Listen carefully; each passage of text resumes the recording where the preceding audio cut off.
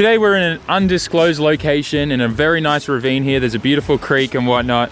And as we pan the camera over here, you'll see the famous unrecoverable MK3 Supra, A70 Supra with a 1GG TE. I know a lot of you guys have probably already seen the video by Alexi on his YouTube channel Nori Yaro, but I found it very interesting when I actually found out the location of this, and when I went and saw it, just how much more it has been buried and the weather has taken it for worse. One other thing is that someone's actually managed to dig out the bonnet and the hood and get the engine bay popped open, and you can see that it has a full drivetrain still in there. The 1G GTE is just chilling in there, and unfortunately there's a lot of water in there, and it seems like some parts have definitely been scavenged off this thing. Like if we have a look in the interior, you can see the door's been left open here, and people have stolen the steering wheel, the shift knob and stuff like that. And this thing does have a pretty decent transmission still in here, because it still goes into neutral and into third and fourth and all the gears. So still the old school tape deck unit in there, and relatively like everything's still here. Is there anything in the center console? I'm kind of scared that like a snake's gonna pop out at me or something. Oh no, it's empty. Yo, cup holders, the cup holders are still there. Oh man, that's funny. I'm sure someone wants that somewhere in the world. But anyways, we'll put it back the way it was.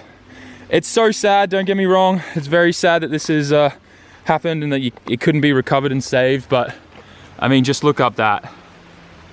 And the cliff just keeps going and going and going. So it kind of sucks that this thing had to die here. But it also is just a very cool piece of history, I guess. From what I've been told, the rumor is that the person that was driving this couldn't stop in time and completely lost it, launched himself off the cliff, and the car ended up here. And I can't imagine what the guy, like what went through his mind when he went for a ride of his life down here. I'm sure he hit a couple trees and stuff like that, because it's just been completely plowed through here. But from what we understand, he's actually was fine and safe and didn't get injured too badly and lived to see another day. It was really interesting though. This thing's got coilovers of some kind. Definitely got some pillow ball tops there. The thing was caged. Man, it's so sad. And you can kind of see like just how much this thing has been buried now over the years. Geez, the wheels. Looks like factory wheels are on this thing. You can kind of see a tail light there. It's really sad. What wheels are on this? It feels weird like using my hands to kind of like dig around this. I don't want like I mean, if this was Australia, there'd totally be snakes and stuff here. Looks like it's just factory wheels. It's got some Le Mans wheels on there, apparently. I don't know what brand that would be. But yeah, I definitely don't want to stick my hand too deep in there. I feel like something might bite me. But like the cluster and everything, how many kilometers does this thing have on it? Oh geez. It has 84,000 kilometers on the cluster, and apparently still half a tank of gas. If anyone needs some gas, far out. The cluster's in pretty good nick. It's insane how long this thing's been down here for. So I was able to kind of lift the hood up a little bit more, and you can really get a good look in here. You can see just how much this thing's been completely underwater for some time. Like this is definitely not the extent of how high the water comes in here. So you can see like just how rusted and corroded everything is. The engine plate's still in pretty good condition there, 1G GTE. And if you're not familiar with these engines, they're kind of like the first gen of the JZ series engines. It's kind of what led into the JZs and the 7Ms and stuff like that. And twin turbos on this side. This is more like a 7M, and then the 7M kind of led to the Js, I guess. Pretty cool. So I have to stop the video right there. Once I got home and I started editing the video, I was like, you know what? I want to do a bit of research on the 1G GTE and find out if what I was skeptical about with the 7M and the 1JZ and stuff was actually accurate.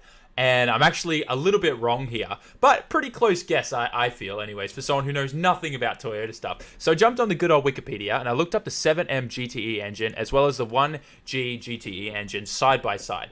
So the first thing that I noticed was they're actually manufactured in very similar timeframes. From 1986 to 1992 was when the 1G GTE was produced for things like the Supra, the Mark II Chaser and Cresta, you know, the old like X71s and X like 81s, Soras as well, the Z20s, and obviously the A70 Supra that we saw in the side of the mountain there buried. But the 7M GT was also manufactured from 1986 to 1992, but was also put into the Toyota Supra A70 same chassis, as well as the Sora Z20 and Z21. So I'd actually, and it doesn't really give me much information as to why both of those engines that were manufactured in the same time both ended up in those chassis. Like, was there just two different models sold? I guess also the 7M is kind of like you know, close to 3 liters, right? It sits at like 2.9 cc's, which I guess would be called 3 liters, compared to the 1G GTE, which is a 2-liter engine. So I guess that's maybe it was a different upgrade model. Does anyone know? I don't know. You're probably all looking at me like I'm an idiot. But there you go. It wasn't like one was developed, which then led to the 7M, and then that led to the 2JZ. They were both developed and made at the same time. And then they were both actually replaced by the 1JZ or the 2JZ. So yeah, I found that very, very interesting, especially someone with my background only really working on Nissans and stuff. And just for anyone wanting to know about the 1G, the 7M, and the JZ, I know that a lot of friends and people have told me that the 1G and the 7M were kind of like prototypes that led to the JZ. I don't really think that's true, judging by the information I just found. But obviously, Yamaha did have a fairly big part in developing all those engines for Toyota. But that's also an argument and a conversation for another time. Let's jump back into the video. I just closed the hood back down, and then one thing is, a lot of people have asked how long this has been here. So this is an old Shukken sticker from what I believe is Heisei 8, and if it was still Heisei, because we're now into like Reiwa, but if it was still Heisei, we'd be at like 32, I think now. So what, this thing's been sitting here, well, if this thing crashed around this time, because these last for 2 years, right? So if we don't know if it was before, like within the first year of Shukken or after Shukken, we don't know. But if we assume that this crashed here around Heisei 8, it's been about 25 years since then, 23, 24 years. So, damn, this thing's been here for a very long time.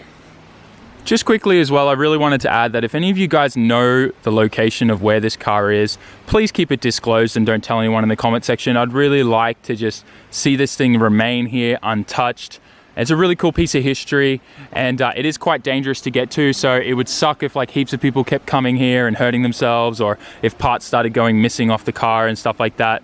Definitely a lot of people have thrown rocks at it and stuff over the years and tried smashing windows and have smashed out windows on the thing.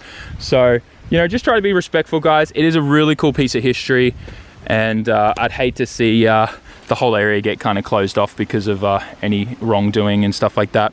So I've closed the hood up. It was left open when I came down here, so I've tried to like close it back down.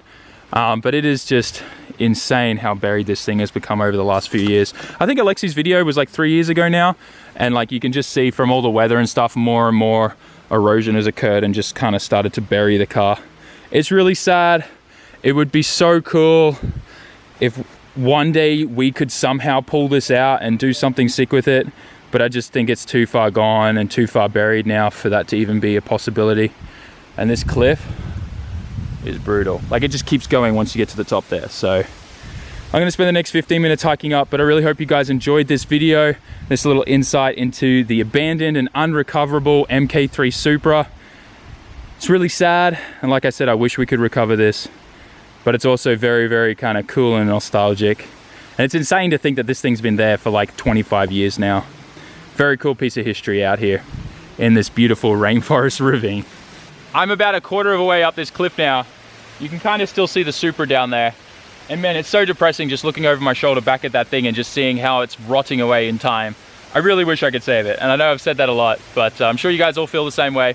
So I'm gonna wrap up the video here. Make sure you like, comment, share, and subscribe. I'd really love to hear what you guys would plan to do or how you would try to save this thing. I definitely wish it was possible, but it's just probably not practical, honestly. There's so many trees here and stuff. Like, even if you brought a huge crane, like, it'd be so much money and work to try and pull that thing out. I really do understand why it's called the Unrecoverable Supra, because it's just not viable at all to save. But anyways, thanks for watching, guys. Make sure you like, comment, share, and subscribe again, and I'll catch you in the next one. Peace out. Jamata.